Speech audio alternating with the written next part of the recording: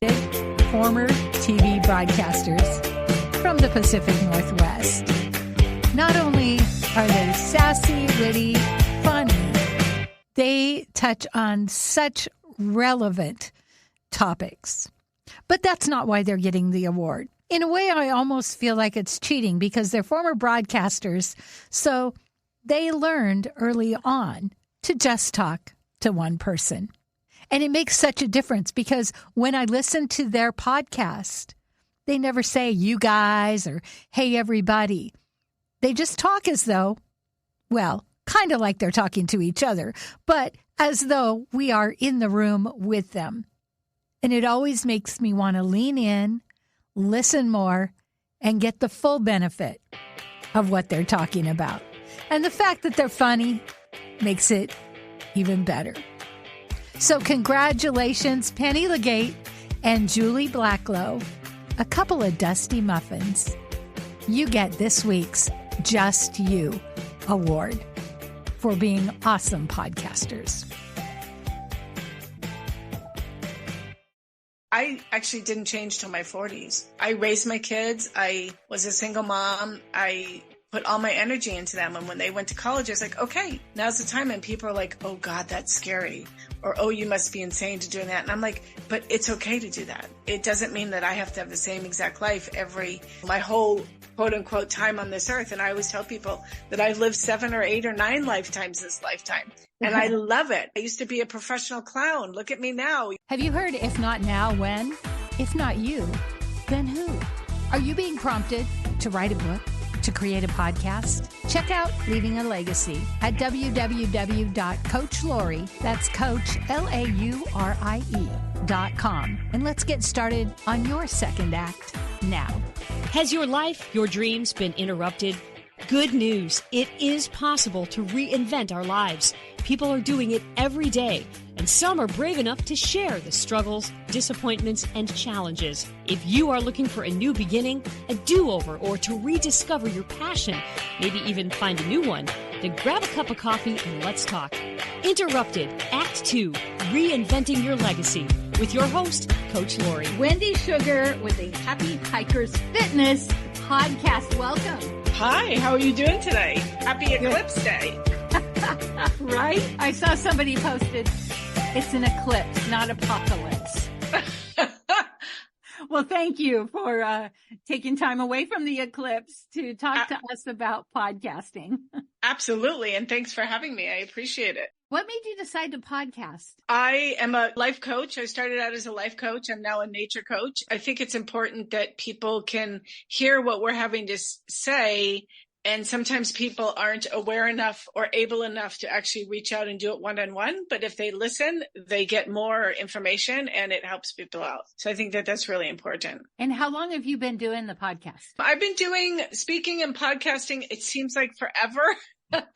Maybe since 2012-ish. I came out of my shell at that point and really decided to help people out. And like, they can't shut me up now. I really like to help get the information out for people. Back in 2012, when you started, it was not easy to start a podcast because where do you put it? Right. Because I thought about it then. I worked in radio. It was still really sketchy as to where to put your stuff. Exactly. For some of us, it all started out with just getting into a room of people and talking. And then technology came along and you can promote even more through podcasts. So it's been really great. On your podcast, how often do you do one? I speak, I post stuff. I do interviews at least, I would say twice a month, maybe more. I do a lot of stuff on YouTube. Been posting about twice a week too, which is pretty cool. Which do you prefer? I'm going to be honest. I feel like YouTube is broader.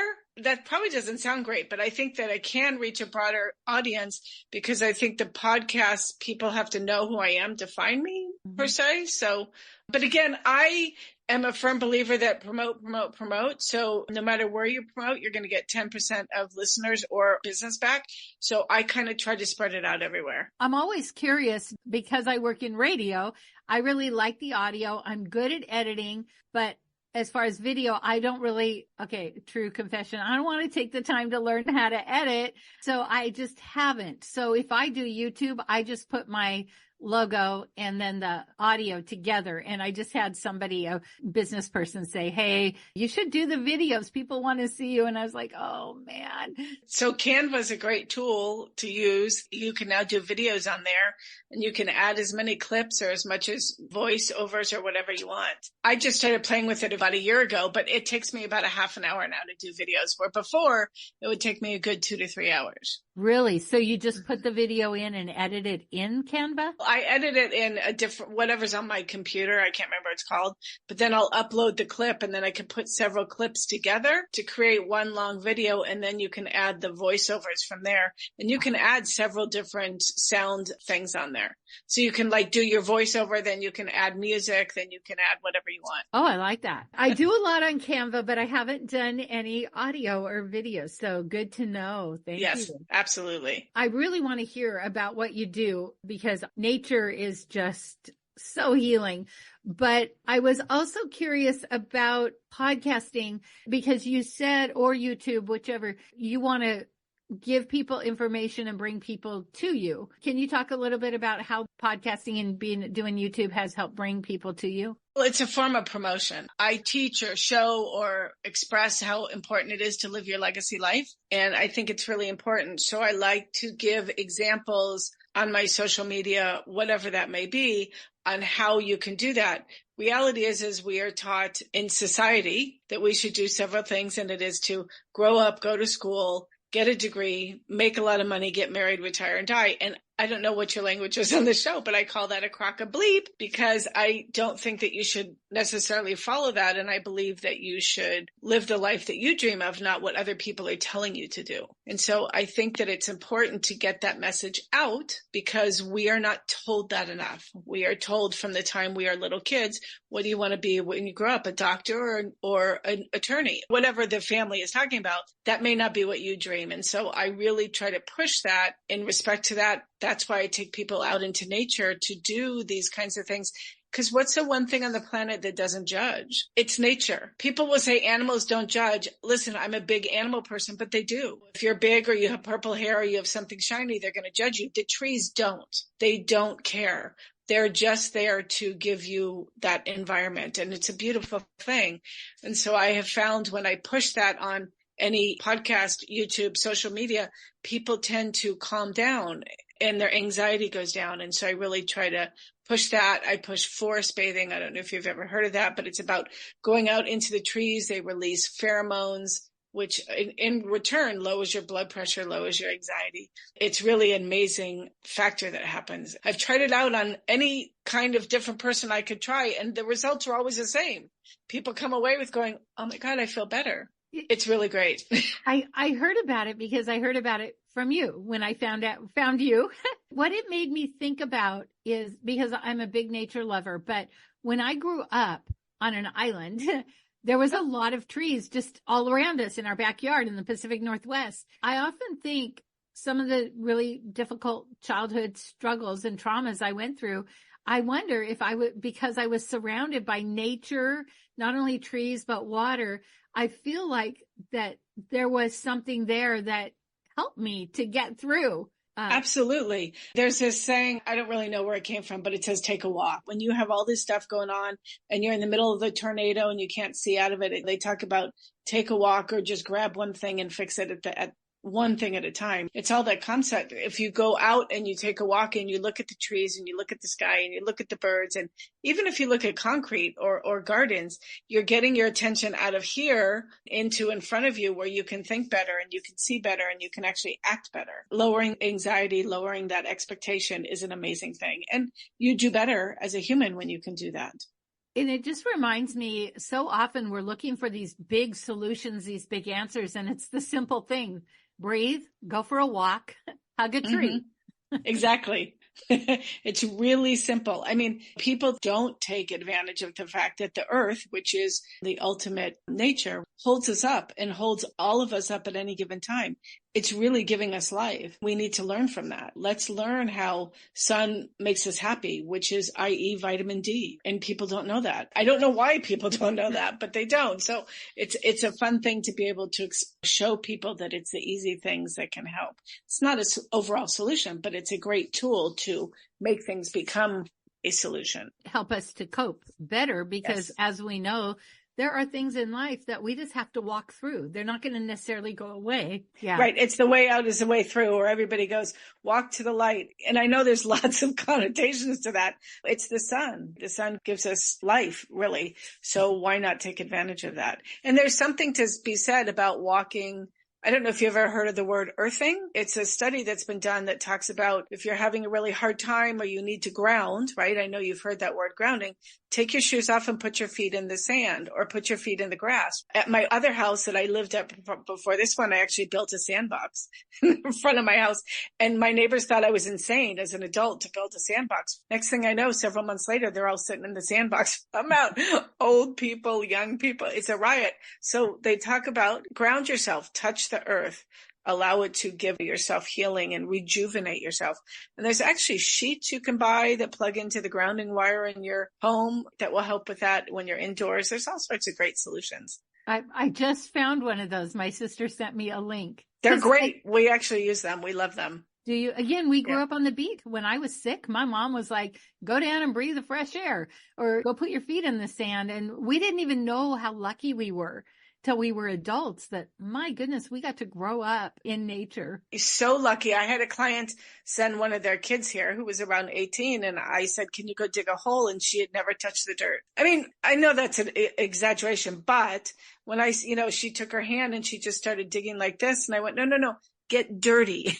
Like touch the ground. She was here for 3 months. And by the time she left, she was the happiest thing. And she's really doing well now, just introducing the simplest things. I want to go back and touch back on what you said about marketing. Because I teach podcasting, it's so interesting. A lot of people will say, well, I don't care about making money. I just want to tell my story. And I'm like, no, the whole purpose is to get people to come to you so that you can help them with whatever problem it is you're solving. And it's so interesting that some people don't make that connection. And then when they think, oh, money's going to be involved, then they think something's wrong with that. What I always say is people pay attention to what they pay for.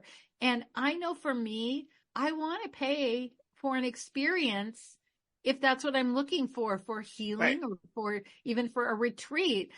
I don't want the freebies. I want something I pay for where it has the qualities that I'm looking for. Can you speak to that? I can.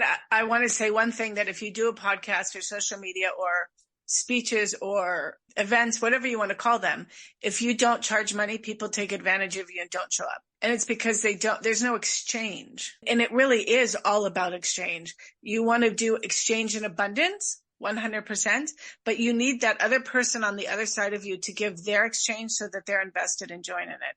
And if you don't do that, the other person will not be 100% there. And it isn't about money. It's about exchange. If you take the word money out of it, then it makes it a little easier. Just like years ago, people used to trade chickens, and they still do in some places, chickens and cows for other things. But there's that exchange factor. So if you're doing a podcast and you don't have an exchange from the person, eventually they don't come.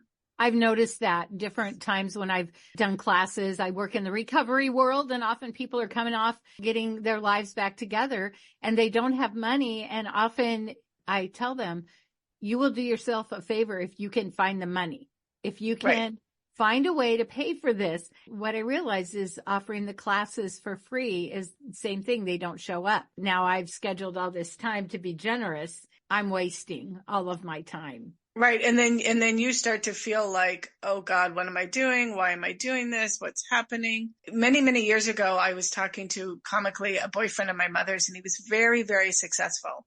And I asked him, what's the, one or two things that you would tell me to do? And he said, pay yourself. And I said, well, I can't afford it, quote unquote. He said, I don't care if you pay yourself $5 to buy a cup of coffee. But pay yourself, because then you're receiving that exchange. So you're realizing that you're doing something for something. And he was right. And it's a very successful action. It's really key. And the other thing about the podcast, it's all about promotion. In business, there's this rule of thumb, right, that you get 10% back in promotion. If you're doing a podcast and 10 people see it, you get one client. You won't necessarily get it from that podcast, but the universe sends it to you. It's inevitable. It always happens. So it's really important to keep doing that. And it is part of promotion and exchange. It's so true. And I was raised up in the church as giving and tithing, and people would get resentful. But then when I went to coaching school, which was not necessarily Christian, I'm putting quotes, and they talked about it. They talked about the giving and receiving. And I loved it so much because it was a practice that I always did. And I didn't do it to get, but I did it because I know that when we give, we feel better. Receive. Yeah. And then we receive, but we don't give to receive. So it feels weird. But I love that. So what is it that you really want people to know? In regards to nature and self-love and self-heal, I want to remind people that it's okay to live the life you dream of and live your legacy life. For many years, it's never too late. It doesn't matter if you're 80 or 50 or 10, you're allowed to live the life that you dream of. And it's important, and seek out the people that will help you do that instead of telling you you can't do something. The name of my coaching program is Leaving a Legacy. I teach people the podcast, but it doesn't mean they always have to put everything online. But when we document things about our life, then we're leaving a legacy. And for instance, my great grandmother was a single mom, a widow. And when I became a single mom, I would have given anything to have a journal, to have a book, something of what she went through. So I think it is so important to document in our voice or with writing, however we do it, and leave our legacy. Okay, something I want to touch on about what you were saying about never too late. I get so many people in the retirement age, which is the age I'm flirting with now, that feel like they're done. They feel like, oh, I can only get Social Security. And I'm like, no, build the business, do a podcast. And it just seems foreign to them. They feel like they're washed up. What would you say to that? I would tell them that that's society teaching them that, and that it's okay to start new. Listen, nothing ever stays the same. It either goes up or it goes down, but it never stays even. Life, nothing. It doesn't matter. So you are allowed to take steps to keep going and do something new. Why not do something new? It could be really fun and challenging. People's kids go to college and they go, oh God, what do I do now? Well, guess what? Now it's time for you, and it's time to change. I actually didn't change till my 40s. I raised my kids. I was a single mom. I put all my energy into them. And when they went to college, I was like, okay, now's the time. And people are like, oh God, that's scary. Or, oh, you must be insane to doing that. And I'm like, but it's okay to do that. It doesn't mean that I have to have the same exact life my whole quote unquote time on this earth. And I always tell people that I've lived 7 or 8 or 9 lifetimes this lifetime. And I love it. For God's sakes, I used to be a professional clown. Look at me now. And that was really fun too. So it's never too late to start something new, for sure. I love that. And as a coach, we're all about the question. And I love how you started this. We're taught to go to school, do this, do that. And I always say, ask a different question. What I hear people saying is, why did this happen to me? Or what did I do wrong? I always say, ask a different question. Whatever situation you're in, maybe you could use it to launch whatever's next, but you have an expectation of what it's supposed to look like that's actually probably the very thing that's holding you back. I agree. And I always tell people to get rid of those expectations. Like, for example, somebody goes to, I don't know, a Barry Manilow concert, and if they don't hear him sing Mandy, they think it's not a good concert. But if they took that expectation out and they went to the concert and he played his concert without Mandy, they'd think it was great. Well, society puts expectations on top of us in college and parents. Let's take those away and let's just go for having fun and seeing where it takes us. It's an amazing thing.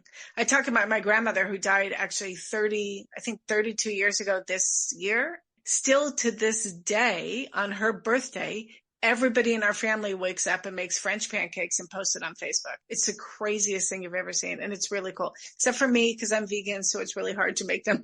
She's been gone for 32 years, and she was this little 5'3" go-buster who was the matriarch. And all she did was send people cards for their birthday and remember their anniversaries. But that was her legacy. And she left it. It could be that simple. I love that. So when you talk about simple, it touches my heart because often I feel like we get so caught up in the complexity of all the things and you're inviting us to do the most basic thing. Kudos to the doctors and the attorneys and the thises and the that's out there and the presidents and the co-presidents and the secretaries. What about the person who just takes people on a hike and makes them happy? What about the person who just takes care of the dogs and makes everybody's life a little easier? I'm not saying to discount anybody. I'm definitely not saying that, but it doesn't have to be hard. It could be that you are whatever you do during the week, and then on the weekend you garden and you're happy as pie and you get to give it to your neighbors. It's a simple thing. It doesn't mean you have to give it to your whole town, but you're making somebody else, you're showing a gift in exchange to somebody else. It feels like with social media, there's like this drive to be seen, noticed, and a star. And I always think, but what about not striving for being a star unless that's really what you feel like you're called to do? And just like you said, write that card, send that message, encourage that person. When I was raising my kids, I had horses. And when my friends were having a bad day and they would call me on the landline because we had no cell phone, I'd say, come over, and I put them on a horse. Take them out into nature. It's a simple thing. It's getting somebody out of their head and into enjoying something in the moment. I talk about this for a lot of people. The future moments, our past moments are all made up of the now moments. So if we can get into the habit of enjoying what's happening right now in this moment, it will not only become a memory, it could lead you to a future memory. But none of that happens unless you're enjoying what's happening right this minute. When I went to coaching school, our coach, Fran Fisher, always said, dancing in the moment. It's really important. And then there's also a phrase I use for my friend Dawn, reduce it to the ridiculous. And again, I think it's getting back to the simplicity. I'm just thinking, why do we think it's so hard when, like for me, I have an incredible view out of my apartment. So if I'm stressed, I just open my door and look at this incredible view for a minute even, and it makes a difference. But it seems like the average person, and maybe I'm judging, doesn't think about that. I don't know if they don't think about it or if they're so conditioned and told that they're not allowed to take time for themselves that they don't do it. Because we are told it's not okay to just go out for a hike or just go to the lake and stare at the water. We're told that, no, we have to go home. And once we work an 8-hour shift, you have to do 3 things when you get home before you're even allowed to sit down. Why is that? Why can't one of those things be go sit down and pick a grain of grass? Pick a flower. I think that's the beauty of the little kids too, is that they cause us to slow down and appreciate nature. Yes. And there is something about being told about that. I, for one, have loved the fact that I was able to travel as a kid. And then as a single parent, I took my kids back to see several of the things I saw as a kid. So to be able to see it as an adult through a child's eyes is one of the most amazing things I've ever been able to experience.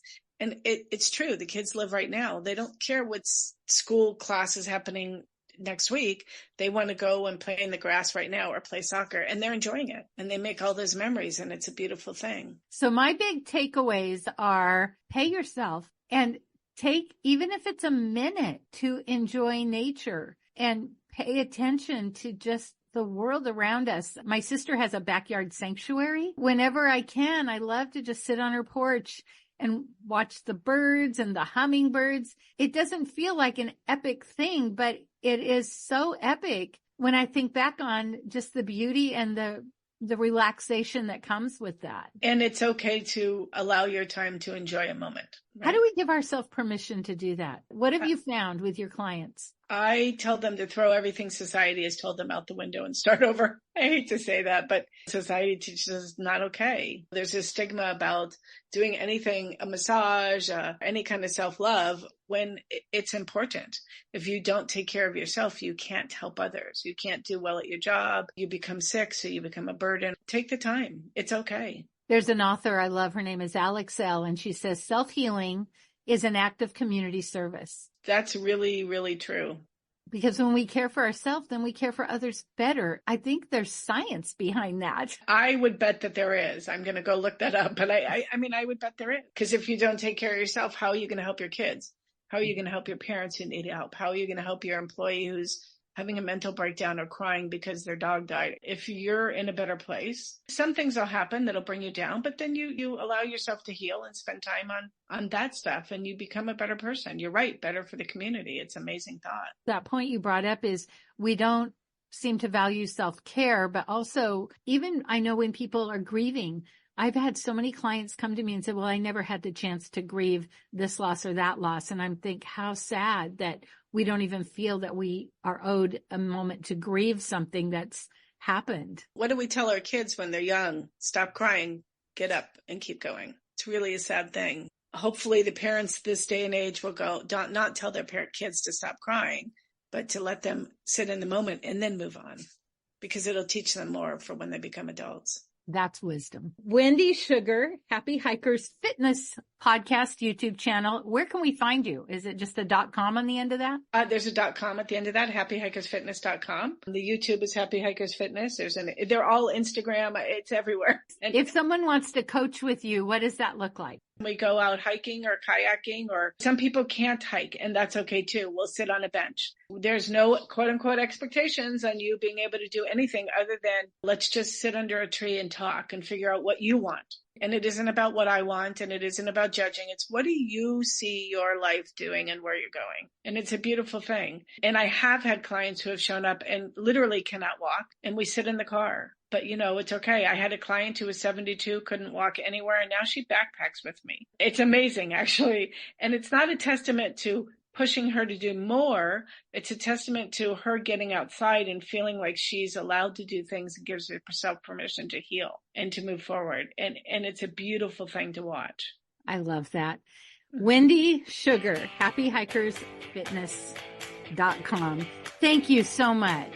You're welcome. Thank you for having me. I appreciate it. If you love this podcast, here's a big ask. Will you share with your friends and family, subscribe, give us a review, and a 5-star rating so that others looking to reinvent their lives will be able to get the help they're looking for? Thank you in advance.